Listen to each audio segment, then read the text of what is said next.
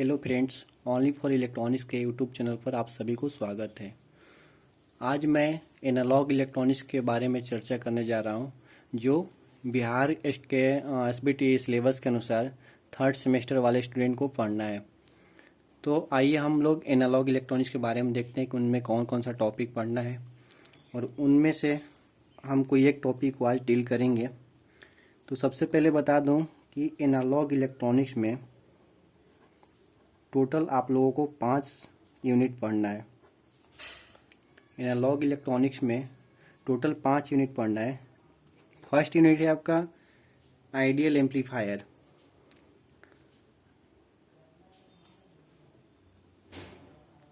Second unit है feedback amplifier.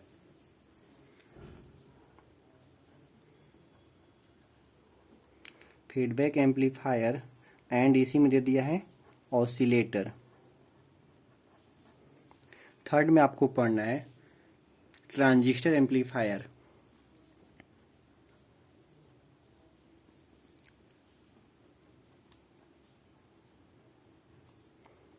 Fourth में आप लोगों को पढ़ना है एच पैरामीटर, जिसको हम लोग बोलते हैं हाइब्रिड पैरामीटर।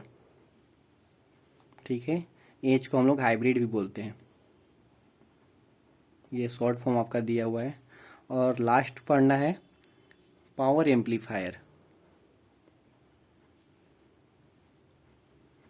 यानी एनालॉग इलेक्ट्रॉनिक्स में टोटल आप लोगों को 5 यूनिट पढ़ना है और इसी 5 यूनिट में से एक्सटर्नल एग्जाम में 70 नंबर का क्वेश्चन आएगा और बाकी 30 नंबर आपका इंटरनल से रहता है, टोटल 100।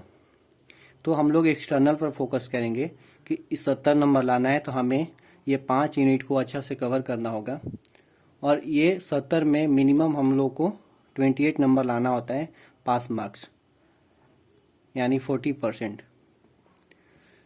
तो हम लोग आइडिया मतलब एनालॉग इलेक्ट्रॉनिक्स के अंदर टोटल 5 यूनिट है, जिसमें हम लोग पढ़ेंगे एक एक यूनिट को बारी बारी से। और मैं इस एनालॉग इलेक्ट्रॉनिक्स में सारा टॉपिक को कवर करूंगा। जितना भी सिलेबस आप लोगों को पढ़ना है वो सबका वीडियो आप लोगों को लिए अपलोड करूंगा अपने चैनल पर। और मैं ट्रांजिस्टर एम्पलीफायर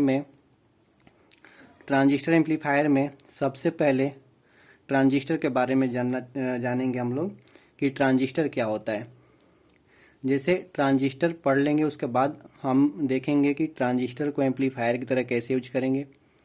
ठीक है, तो सबसे पहले ट्रांजिस्टर हम लोग देखेंगे, लेकिन ट्रांजिस्टर देखने से पहले हम लोग देखेंगे कि ये सेमीकंडक्टर क्या होता है, क्योंकि आपका जो ट्रांजिस्टर है वो सेमीकंडक्टर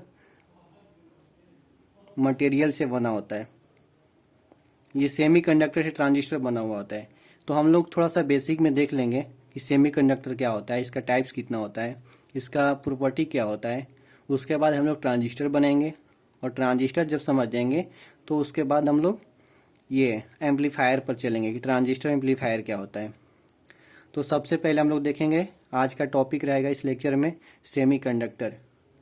सेमीकंडक्टर क्या होता है, तो मैं बता दूं सेमीकंडक्टर एक ऐसा सबस्टांस है जिसका रेसिस्टिविटी कंडक्टर एंड इंसुलेटर के बीच में लाइज करता है। जैसे अगर हम लिखना चाहें यहाँ पर तो लिखेंगे a semiconductor is a substance which has resistivity lies between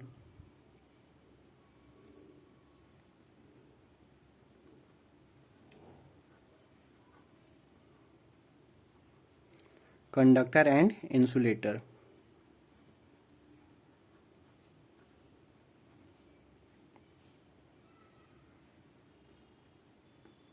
ये आपका सेमीकंडक्टर का डिफिनीशन हुआ कि सेमीकंडक्टर एक ऐसा सबस्टांस होता है जिसका रेसिस्टिविटी कंडक्टर एंड इंसुलेटर के बीच में लाइज करता है। ध्यान दीजिएगा, कंडक्टर एंड इंसुलेटर के बीच में। जैसे एग्जाम्पल में हम लोग देखेंगे germanium, silicon, selenium, carbon, ETC। ये सारे सेमीकंडक्टर में सबस्टांस हैं। इनका रेसिस्टिविटी जो होता है वो कंडक्टर एंड इंसुलेटर के बीच में लाइज करता है। और इसका प्रॉपर्टी क्या होता है सेमीकंडक्टर का, तो हम लोग देखेंगे property of semiconductor.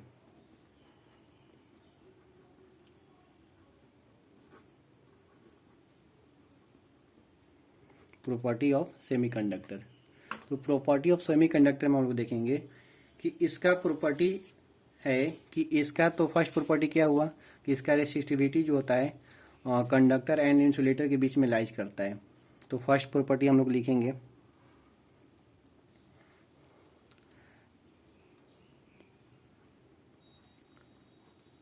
The resistivity of A semiconductor is less than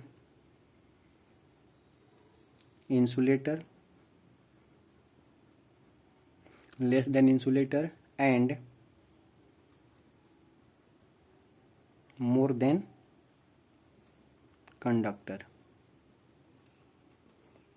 semiconductor का जो रेसिस्टिविटी होता है वो तो मैंने डिफिनीशन में देखा कि कंडक्टर और इंसुलेटर के बीच में लाइज करता है, लेकिन प्रॉपर्टी में हम लोग यहाँ पर देखें कि ये इंसुलेटर से कम होता है और कंडक्टर से ज़्यादा होता है इसका रेसिस्टिविटी। और इसका रेंज बता दे रेसिस्टिविटी कितना होता है, तो सेमीकंडक्टर रेसिस्टिविटी 10 के पावर -4 से लेकर के 0.5 ओम मीटर तक होता है। नेक्स्ट प्रॉपर्टी की ओर देखेंगे हम लोग, तो इसका निगेटिव टेम्परेचर कोफिशिएंट होता है। कहने का मतलब semiconductor have negative temperature coefficient. Negative temperature coefficient कहने का मतलब अगर टेम्परेचर इंक्रीज करेगा तो रेसिस्टेंस डिक्रीज करेगा, अगर टेम्परेचर डिक्रीज करेगा तो रेसिस्टेंस इंक्रीज करेगा। यानी हम कह सकते हैं जो आपका रेसिस्टेंस होगा वो इन्वर्सली प्रोपोर्शनल होगा टेम्परेचर का। जब टेम्परेचर इंक्रीज करेगा तो रेसिस्टेंस डिक्रीज करेगा, और जब रेसिस्टेंस डिक्रीज करेगा तो आपका कंडक्टेंस इंक्रीज करेगा। यहाँ से आप ये भी देख सकते हैं, यानी कि टेम्परेचर जब बढ़ेगा तो हमारे लिए फ़ायदा है कि रेजिस्टेंस डिक्रीज कर रहा है। जब रेजिस्टेंस डिक्रीज करेगा कोई भी सर्किट में तो उसमें क्या होगा, कंडक्टेंस आपका बढ़ेगा। तो हम लोग यहाँ से देख सकते हैं निगेटिव टेम्परेचर कोफिशिएंट का मतलब क्या होता है।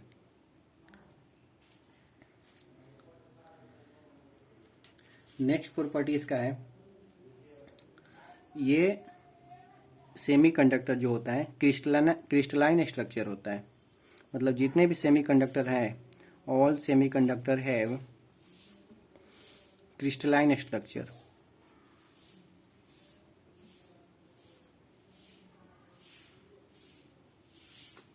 क्रिस्टलाइन स्ट्रक्चर इसका मतलब ये होता है कि क्रिस्टलाइन कहने का मतलब होता है एक ऑर्डर के रूप में जितना भी सेमीकंडक्टर है उसमें इलेक्ट्रॉन का शेयरिंग जो होता है, जो बॉन्ड बनता है वो एक पार्टिकुलर ऑर्डर में होता है, उसको हम लोग बोलते हैं क्रिस्टलाइन स्ट्रक्चर।